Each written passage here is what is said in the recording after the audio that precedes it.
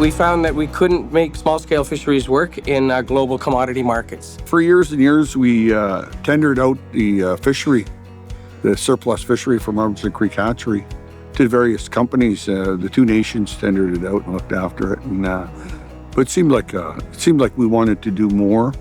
And so we had to build programs to keep the fish, secure the fish close to home, to make products, value add the products, and brand them to the community fisheries of origin.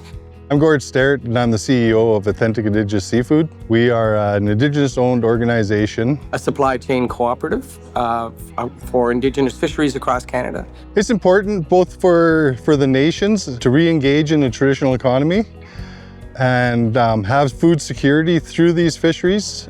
Fishing was a trade all along the Fraser River, along all the coast of British Columbia, and across the country of Canada. And we lost that throughout the last couple decades and centuries of colonization. And I think bringing that back into the modern day is great. I think it's well needed. It's also important for the fish. The fisheries that we have here in the lakes, close to the natal streams, are sustainable. We can turn them on and off. They know what's going on in the river.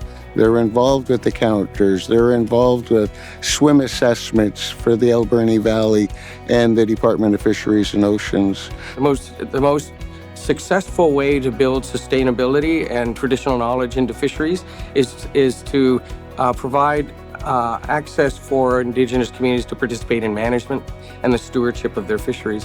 When they design their fisheries, they design them to be sustainable.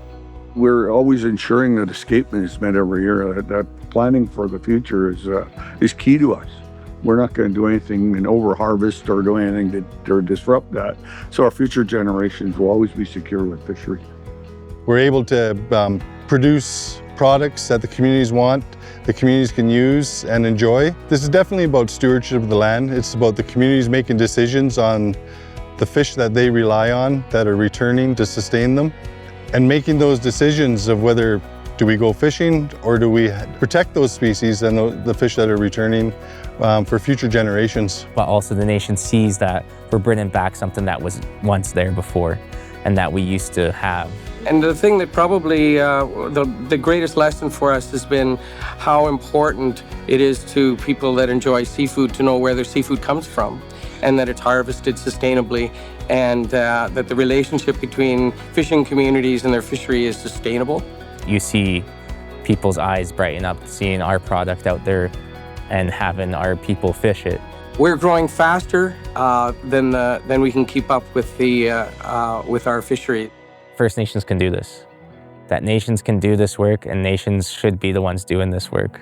Nations should be the ones that are represented in the commercial market, and nations should be the ones that are here 100%, because this is what our land is. This is where our resources are.